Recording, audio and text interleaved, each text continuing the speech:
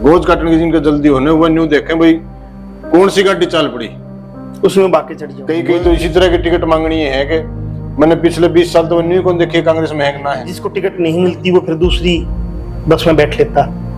भाई हमने तो उधर आज तक ये काम करा नहीं। कोई पैसे से टिकट चाहता है, कोई और लाइजनिंग से टिकट चाहता है, कोई चमक दमक दिखा के टिकट चाहता है, किसी के दिमाग में ये रहती है तुम नगद पैसे देना और वहां से टिकट लेना। प्रोसेसिंग और उसके बाद फुटवेयर पार्क की स्थापना। विधायक है या भूमाफिया?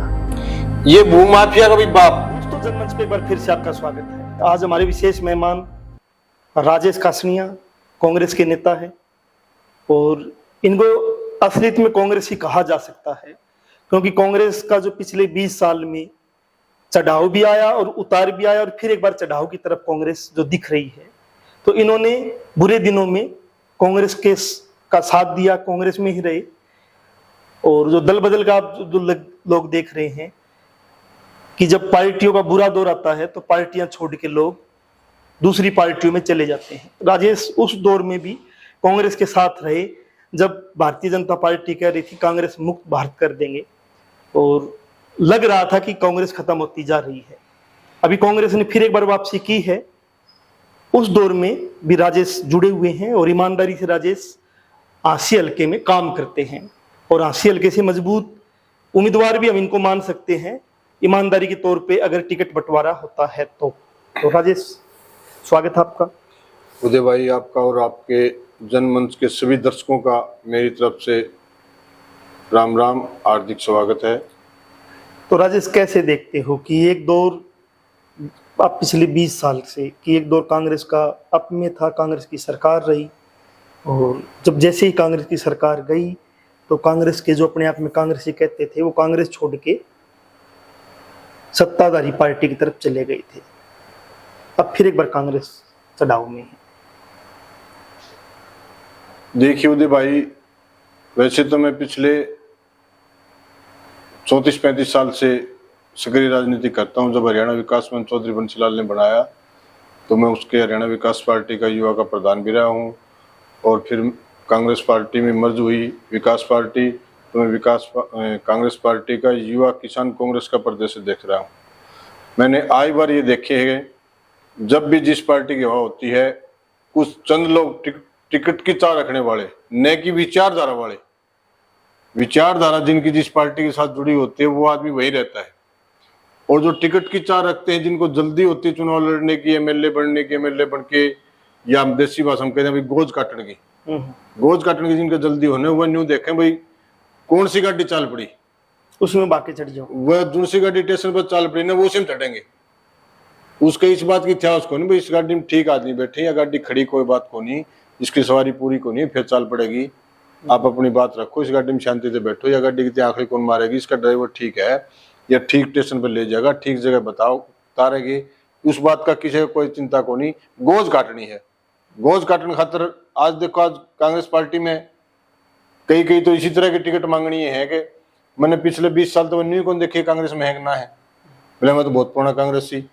मैं 80 शहर से बड़ा दावा तो मैं क्या करूं, मैं शायद अकेला वो हूं जिसकी दीपेंद्र हुड्डा ने यहाँ बार बार 5-7 जनसभाएं करवाई, टिकट चाहने वाले और भी साथी हैं, सभी बुरे दौर में करवाई, बुरे दौर में भी करवाई है, और भी साथी टिकट मांगने वाले हैं। सभी को मैं ये नहीं कहता भी मैं किसी का विरोधी हूँ। दो टिकट मांगनी फालतू आएंगे तो ही का पार्टी का प्रचार बढ़ेगा ना, पार्टी का प्रचार बढ़ेगा दो आदमी फालतू जुड़ेंगे। लेकिन राजेश, होता ये है कि जैसे ही मान लो टिकट बढ़ती, मान लो उस टाइम की जिसको टिकट नहीं मिलती वो फिर दूसरी बस में बैठ लेता। भाई हमने तो उदय भाई आज तक ये काम करा नहीं। हम तो भाई दीपेंद्र हुड्डा की नीतियों से, जिस दिन से दीपेंद्र हुड्डा ने राजनीति शुरू की उसी दिन से उसके साथ राम राम है। और दीपेंद्र हुड्डा की मैं फिर आपने बता दूं, अच्छे दौर में बुरे दौर में, 80 हल्के में पहला राजनीतिक हूं मैं, राजनीति करने दीपेंद्र हुड्डा जिसने रैली करवाई। आज जो चुनाव में त्रिकोण पार्क पर जो रैली थी वो 2010 में चौधरी भजनलाल का उपचुनाव था, तो मैं वहीं मैंने किसान मजदूर की त्रिकोण पार्क पर शहर में रैली करवाई थी भाई दीपेंद्र हुड्डा की। उसके बाद 2019 में जब कोई नहीं पूछा था, कोई नहीं कहते, उससे पहले मैं 3-4 रैलियां करा चुका। 2019 में मैंने उमरा गांव में चौधरी मांगेराम मलिक की जयंती पर उमरा गांव में मैंने, जब सारा उमरा जेजेपी कर रहा था, तो मैंने वहां दीपेंद्र हुड्डा की रैली करवाई थी। गांव वालों ने कुछ दीपेंद्र हुड्डा को परेशानी भी की थी, गेट बंद कर दिया था, कुछ इस तरह के शरारती तत्व थे, मैंने फिर भी कभी रैली यहीं करेंगे। और उसके बाद 2019 के चुनाव के बाद 2020 में आते ही जब नई गवर्नमेंट बनी थी, उसके बाद पूरे प्रदेश का मैं पहला आदमी हूं जो दीपेंद्र हुड्डा का बाटला गांव में रैली करवाई थी। राजेश, सवाल ये है कि लोग पार्टियों के न होकर व्यक्तियों के हो गए, तो आपको मैं किस उसमें देखूं कि आप पार्टी के हो, कांग्रेस के हो या किसी व्यक्ति विशेष के? मैं कांग्रेस पार्टी से जुड़ा हुआ, और पार्टी में जुड़ा हुआ आदमी का होता है तो किसी को तो लीडर मानता ही है। मैं दीपेंद्र हुड्डा की नीतियों से प्रभावित हूँ, दीपेंद्र हुड्डा के साथ काम करता हूँ, कांग्रेस पार्टी में काम करता हूँ। कांग्रेस पार्टी की नीतियों में आप विश्वास रखते हो? तो अभी जो देख रहा था मैं चुनाव, लोकसभा चुनाव, जनता बनाम कहीं ना कहीं सत्ता बना हुआ था, और जनता खासकर जो किसान, मजदूर, लड़ने वाले जो लोग हैं, आशा वर्कर, मिड डे मील कर्मचारी, जो इस सरकार से पीड़ित थे, उन्होंने कांग्रेस को वोट दिया। जी जी। लेकिन कांग्रेस की जो आपसी कहीं ना कहीं दो ध्रुवों की जो लड़ाई है, उसके कारण समस्याएं जो आ रही है, अभी किरण चौधरी भी छोड़ के चली गई है, इसको कैसे देखते हो? किरण चौधरी जो छोड़ के चलेगी, मैं इस बात के बारे में अभी समझ नहीं पाया हूँ। उसको क्या दबाव था? विचारधारा की तो उसकी कोई लड़ाई थी नहीं, उसका कहीं ना कहीं और कहीं दबाव था, जिस दबाव में आज उसने पार्टी छोड़ के और इतना बड़ा काम किया है। उसने चौधरी बंसीलाल की आत्मा को ठेस पहुंचाई है। चौधरी बंसीलाल ने हमें मरते हुए भी ये कहा था, भाई सारे काम कर लेना लेकिन कच्छेदारी, देशद्रोहियों पे इतबार मत करना। और आज वह उसी देशद्रोही की पार्टी में चली गई। क्या उनका विचार है, क्या दबाव रहा है, जबकि इस विचारधारा की थी नहीं किरण चौधरी। राजेश, सवाल एक मैं और एक जानना चाहता हूं कि कल ही हमने एक वीडियो बनाया था कि जैसे कोई व्यक्ति कांग्रेस में है, वो अपने भाषणों में, अपने ट्वीट में सत्ता की नीतियों की आलोचना करता है। वो सत्ताधारी पार्टी को, चाहे वो किरण चौधरी है, चाहे अशोक तंवर है, चाहे कुलदीप बिश्नोई है, वो कहता है कि भाजपा तानाशाह करती है, प्रधानमंत्री नरेंद्र मोदी तानाशाह है, मनोहर लाल खट्टर के बारे में भी वो बोलेंगे, उनकी नीतियों के खिलाफ भी बोलेंगे। लेकिन जैसे ही पार्टी बदलते हैं, फिर वो वहां जाके उनको ठीक बताने लग जाते हैं। ये नैतिकता कहाँ गायब हो गई नेताओं की, कि जनता के प्रति एक नैतिकता जो होनी चाहिए। कि आज आप बोल रहे हो कि बीजेपी का जो प्रधानमंत्री है नरेंद्र मोदी, वो तानाशाह है, फांसीवादी है, और आप वहां जाके फिर कह देते वो बहुत सौम्य है, बहुत अच्छा है। तो ये नैतिकता कहाँ, जवाबदेही कहाँ गायब हो गई? देखिए, इनमें कुछ वर्करों का भी हाथ होता है लीडर के पास। वर्कर भी जब किसी लीडर के साथ कोई नया नया कार्यकर्ता जुड़ता है, और उसको ये रहता है भाई इस बार सत्ता में आए तो बात नहीं, और वो भी गुमराह करते हैं। इस बार इस पार्टी की सत्ता आएगी जी, यहाँ नहीं, यहाँ है, यहाँ अपना पूरा चलेगा, ये होगा, वो होगा। अब आप कुलदीप बिश्नोई को देखो। कुलदीप बिश्नोई जब कांग्रेस में था तो वो राहुल गांधी के साथ मीटिंग करता था। यहाँ देखो इस पार्टी में वो आया, बीजेपी पार्टी में, तब उसको कहता मैं बीजेपी पार्टी का वर्कर बन के भी बहुत खुश हूँ। टिकट भी चाहता था वो। और मनोहर लाल खट्टर ने इशारा आकर भी ये बात कही, भाई एक पटवारी की संज्ञा दी उसने। और किसके बारे में कहा, किसने हरियाणा में भ्रष्टाचार शुरू किया, और सारी बातें सुन के भी कुलदीप बिश्नोई आज वहीं बैठा हुआ है। तो इसका मतलब इनको ये सिद्ध कर दी है बात, चाहे आप मेरे को कितनी गाली दो, अगर आप मेरे को टूक गे रहे हो ना, तो मैं कुछ कौन कहूँ, मैं कहूँगा उदय भाई बहुत अच्छा आदमी यार, जो मेरे को खाने को दे रहा है बस। जबकि विचारधारा की मेरी कुछ नहीं चाहिए। उदय भाई मेरे पूरे परिवार को गलत बताए, मेरे समाज को गलत बताए, मेरे शहर को गलत बताए, मेरे हल्के को गलत बताए, मेरे देश को गलत बताए, मेरे को इस बात से कोई मतलब नहीं उदय मेरे को क्या दे रहा है, मैं यही चीज देख रहा हूँ। ये स्वार्थ बच गया, ये स्वार्थ बच गया। तो राजेश, आशी के अंदर आप लंबे टाइम से काम कर रहे हो, आशी को किस नजरिए से देखते हो कि आशी में क्या ऐसे काम है जो होने चाहिए? अगर कांग्रेस पार्टी आपकी विश्वास व्यक्त करती है, कहीं ना कहीं टिकट की दावेदारी आपकी बन जाती है, तो कैसे कैसे देखते हो? अगर कांग्रेस पार्टी हमारे को मौका देती है तो पिछले 20 साल से हमारे मन में एक ही लगन है। हमारे यहाँ जो धागा मिल होता था, जिसमें कई हजारों आदमी काम करते थे, आपने भी देखा हो धागा मिल, वो धागा मिल बंद होने के बाद वहाँ हमारे आशी शहर में बहुत बड़ा बेरोजगारी की समस्या आ चुकी है, और कोई बड़ा प्रोजेक्ट है नहीं यहाँ। हमारे यहाँ सब्जियां जो होती थी, जब भारत और पाकिस्तान एक होते थे, अब तो पाकिस्तान के भी 2 टुकड़े हो चुके। या तो एक मंडी आशी की थी सब्जी की, या फिर ललायपुर मंडी बताते जो पाकिस्तान में है, इनकी जो बड़ी मंडी, जो बड़ी मंडी थी, और इनकी सब्जियां जो है वो विदेशों में जाती थी। आज भी हमारी गाजर, यहाँ इतना अच्छा पानी है हमारे हल्के का, आज भी हमारी गाजर का जूस, गाजर को पूरे एशिया में 1 नंबर पर बताते हैं। तो मेरी ये है, परमात्मा अगर मेरे को पार्टी का आशीर्वाद मिले, भाई दीपेंद्र हुड्डा का आशीर्वाद मिले, पार्टी मेरे को मौका दे, तो मैं एक तो फूड प्रोसेसिंग उद्योग, क्योंकि यहाँ जो हमारे सब्जियां होती है वो उनको क्योंकि सब्जियों का तो बहुत बड़ा मतलब हब है, खेती, बट हम मान लेते हैं इसको, सी हब है। और यहाँ एक फूड प्रोसेसिंग उद्योग लगाया जाए, सब्जी भी मीठे पानी की, सीवर मीठे की। पानी की। तब यही तो कह रहे हूँ, आप पूरे एशिया में उस गाजर को ये बताया गया था भाई, जो गाजर की जो मिठास है वो 80 की मंडी में जो गाजर है उसकी मिठास है, वरना तो सभी को जूस निकालते चीनी डालनी पड़ती है, हमारी गाजर का जूस निकालोगे आप चीनी डालनी पड़ेगी। तो एक फूड प्रोसेसिंग उद्योग लगाया जाए यहाँ, जिसमें सभी किसान जो है, जो किसान आज खेती की तरफ से मुंह मोड़ चुके हैं, वो खेती करें यहाँ। उसके बाद यहाँ देखो जूतों का जो व्यापार है, राजस्थान से भी आए हुए, अड़ोस पड़ोस से भी आए हुए, हमारे यहाँ पर मार्केट है वो या तो आगरा में है, या फिर आगरा के बाद यहाँ मिनी आगरा यहाँ है, मोची मोहल्ला, बहुत मोची मोहल्ला जिसको बोलते हैं, उसको अमर मार्केट कहते हैं। पूरा उन्हीं का काम है, और पूरे विदेश तक यहाँ से जूतियां जाती है। एक फूड प्रोसेसिंग और उसके बाद फुटवेयर पार्क की स्थापना। फूड प्रोसेसिंग जो है, जिन्होंने भारतीय किसान यूनियन की स्थापना की थी, चौधरी मांगेराम मलिक, जो हमारे उमरा गांव से हुए हैं, जिन्होंने बहुत बड़ा लंबा संघर्ष करके, चाहे कर्जा माफी की योजना हो, चाहे खाड़ों का कर्जा माफ कराने की योजना हो, किया तो उन्होंने था जो सत्ता पक्ष में थे, लेकिन करवाने वाला चौधरी मांगेराम, संघर्ष उन्होंने किया, करवाने वाला चौधरी मांगेराम मलिक था। आज राकेश टिकैत हमारे भाई हैं, महेंद्र सिंह टिकैत, ये मांगेराम मलिक के बनाए हुए हैं। मांगेराम मलिक के नाम से हम चाहते हैं कि फूड प्रोसेसिंग उद्योग लग जाए।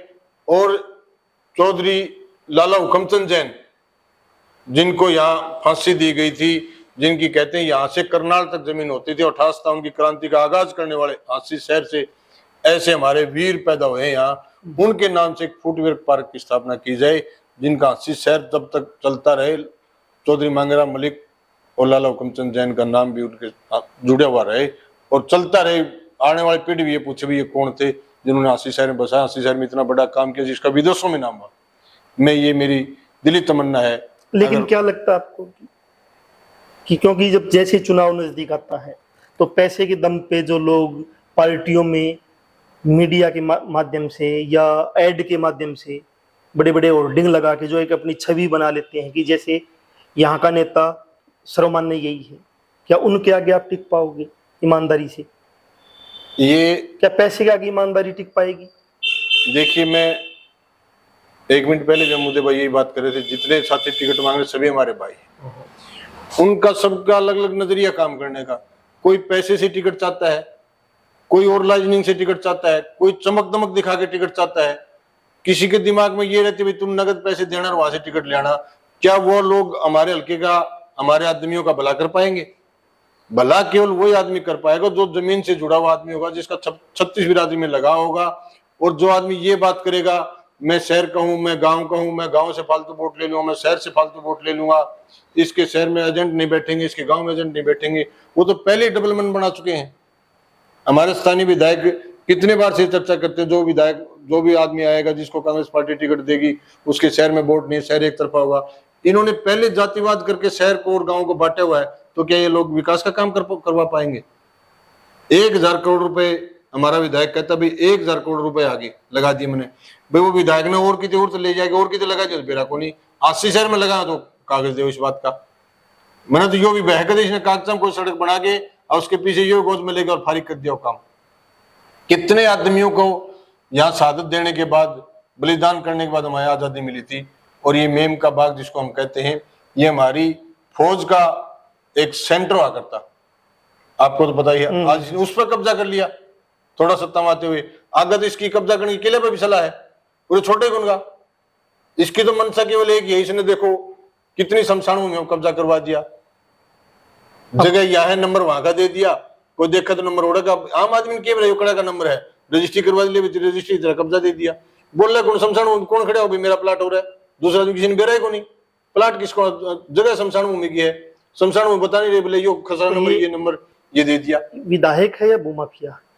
ये भूमाफिया का भी बाप, भूमाफिया तो एक यही हो भाई, एक भूखंड पर कब्जा के लिए हुए कर लिया और कर लिया, तो नया अपना आप बता रहे अपने 1,000 करोड़ रुपये लिया है, और जो चुनाव होगा मेरे सामने 1,000 करोड़ की लड़ाई लड़नी पड़ेगी। 1,000 करोड़ रुपया 1,000 करोड़ रुपया इन हो गया, मैंने आशीष शहर में लगा दिया, वो तो इसकी गोद में गया, आशीष शहर में कड़ा लगा दिया। फिर इसने एक गीता चौक बना तो दिया, इतना बढ़िया गीता चौक इतना बढ़िया बना दिया, तीसरे दिन उसकी लाइट बंद होगी, चौथे दिन उसकी टाइलें उखड़ गई, 5वें दिन रोड दारू पीने बैठे हैं। बताओ उस बात का।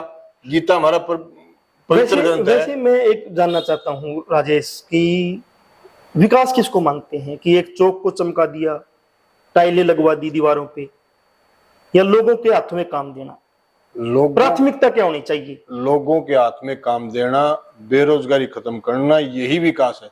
जो युवा पढ़ लिख के जिसको काम चाहिए उसको काम देना, नहीं कि उसको जातिवाद में बांटना, ये आ गया तो ये कर दिया, ये आ गया तो ये कर देगा, धर्म में बांट देना, इसको विकास नहीं कहते। कहीं चमाचम एक जगह बना देनी, किसी चौक बना देना, ये बना देना, ये कोई विकास का काम नहीं। रोड बना देना ये विकास है।